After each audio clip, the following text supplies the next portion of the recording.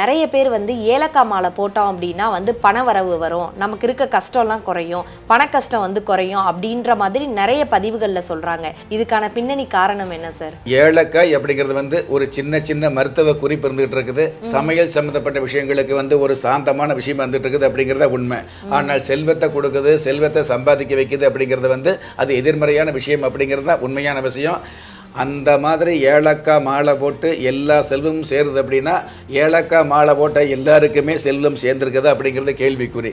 அதை விட இன்றைக்கி செல்வம் சேர்ந்து பல கோடி கணக்கில் வந்து மில்லியன் டாலரில் வந்து கோடிக்கணக்கான சம்பாதனை பண்ணிக்கக்கூடிய அவங்களெல்லாம் வந்து ஏலக்காய் மாலை போட்டாங்களா அப்படிங்கிறது சந்தேகமான விஷயம். அதனால் வந்து ஏலக்காய் மட்டுமே முதன்மையானது கிடையாது.